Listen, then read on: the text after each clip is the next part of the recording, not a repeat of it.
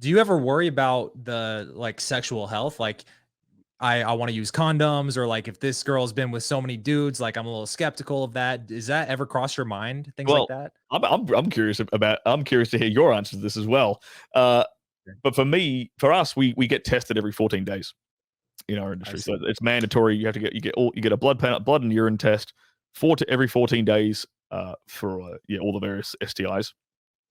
We actually have a really efficient system. There hasn't been a HIV transmission on a certified porn set for like 20 odd years.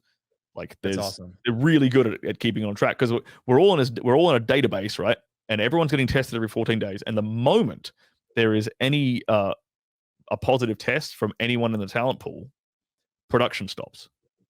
Mm, And then they test so person here caught something, not even HIV, but let's just say chlamydia or some shit, right? If this person caught chlamydia, okay, production halt. Everyone that they've worked with in the last 14 days is then informed and tested. mm, And if they come back negative, okay, we're good. If any one of them come back positive, then they repeat the process again. And I that's how we see. check.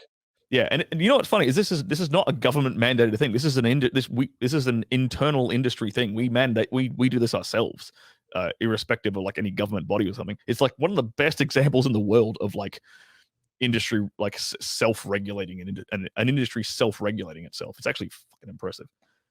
Yeah. Well, I would imagine it has to be impressive with how much money is in the porn industry. Yeah. Does that mean like do you get signed to a certain talent pool? Like, and are there competing pools, or is it all kind of governed by the same database?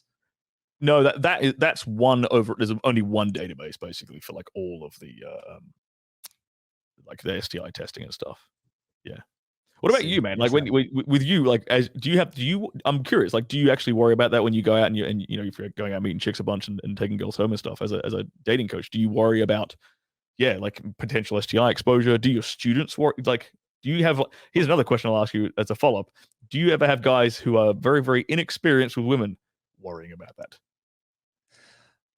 Well, I do. Here's what I can say is usually when I do my boot camps a little bit different to where I do a bigger group, and we control the environment. So I'll bring girls in and we actually critique their banter so they can get actual feedback rather than hoping they find someone to practice on that weekend. Yep. And usually when I do that, I'll bring in someone like a Susan Bratton because she is entirely like sex education, right? And Mm, so for her, I know a lot of guys get a lot of value out of the sex stuff, which is as a dating coach tends to be not necessarily where I talk a lot about.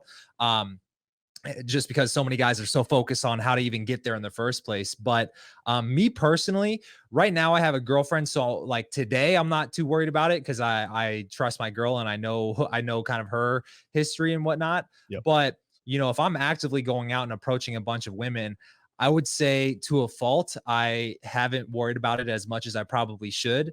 Like there's probably been times where I didn't use protection where I definitely should have.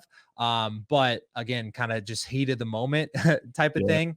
I'm not necessarily recommending that for everybody, but definitely not as organized as a database, you know? Yeah. You know what's funny? That was one of the things I noticed when I moved to America was how often people had unprotected sex here. Like way more often than back in Australia. Like back in Australia, I for like 15 years, like no, hang on, 15, like for what, how long did I, for 20, 25 years, I basically always wrapped up unless I was with an exclusive girlfriend. And then I come out here and people Mhm. and girls are like, "Oh, you have to wear a condom." I'm like, "What?"